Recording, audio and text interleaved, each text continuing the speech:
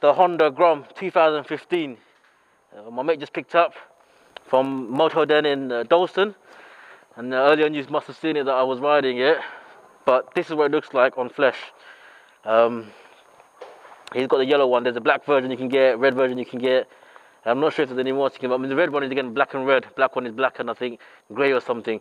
Looks really nice, but this is really cool as well because this is like proper yellow, bright, sunny, and it's going to look beautiful in the sun. So the close-up review that I'm going to do this one, just want to show what we've got here.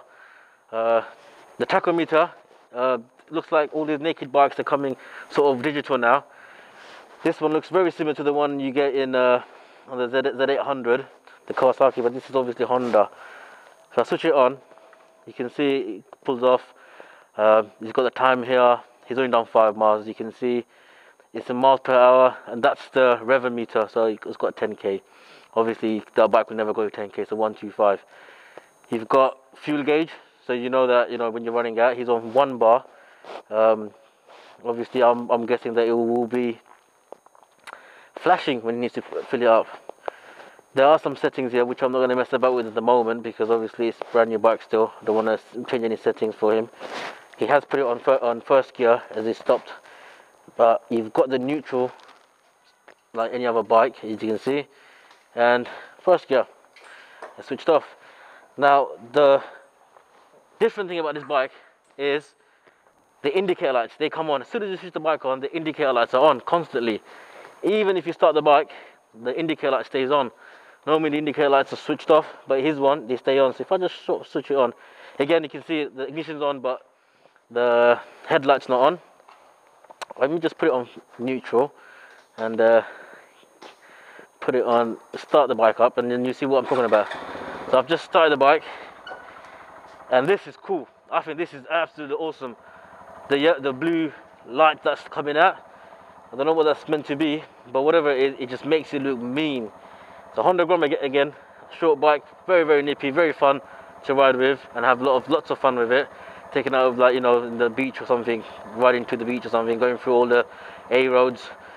I'm sure he's gonna have a lot of fun with it, and I did tell him that I want to take it for a spin sometime just to see what it's like once it's all broken into. When you're indicating, what I've noticed is because the lights are always on, they switch off and on. They don't on and off, they go off and on, which is quite cool. It's different, very unusual, which is I think very innovative, something different from any other bike. Don't know if Hondas are doing with other bikes like that, but it's the first time I've seen it on a Honda Grom or MSX 125. The other thing is he's actually put a Yoshimura exhaust on it. It cost him a bit of money to get that, but I think it's worth it. Mesh, it goes really nice with the bike. Got the black engine all sticking out, just to keep it clean. Engine doesn't heat up so much, which is a good thing. Obviously it's a 125, so it's not going to produce too much heat, but obviously if you're riding for a long time it will heat up. It's not like a toy, it's actually a machine. The sound of this exhaust with the baffle in, we will take a baffle out. I'm going to try it out. I've got the thing on my hand. I don't even know if that's going to fit or not.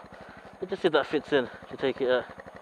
It looks like that will fit in, yeah. So I'm going to take the baffle off and I'm going to make it, rev it and see what it sounds like. But this is what it sounds like normally, which is nice. Not bad for 125. Especially if you know what it sounds like normally, it sounds a lot better. The wheels are not that big, tires are small. They are just like his Vespa that you got there. But I guess for a bike like this size, you don't really need to.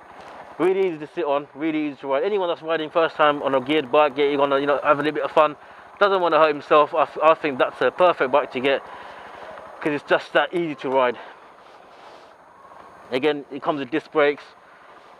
Yeah, everything looks, I think everything looks awesome on this bike. Everything about it is so cool. The little engine sticking out, you've got the back brakes here, the LED back brakes. It's just beautiful. I mean, just look at it. It just looks wow. Back in the days when you get the 125, they were quite not like this, but they weren't that awesome, that good looking. But this stuff here, if I press the back brake, you can see the flash is quite bright. Yeah, I'm sure my mate here will really enjoy it, and he'll forget about his Vespa very soon. And he's making me feel like getting one myself as a second bike, just to have a little mess about with. The beam or the dip light, we can see it, obviously it's bright in here, it's light already, it's quite powerful. it just makes it look like something out bloody, was it Transformers? What's that Transformer character, the main one?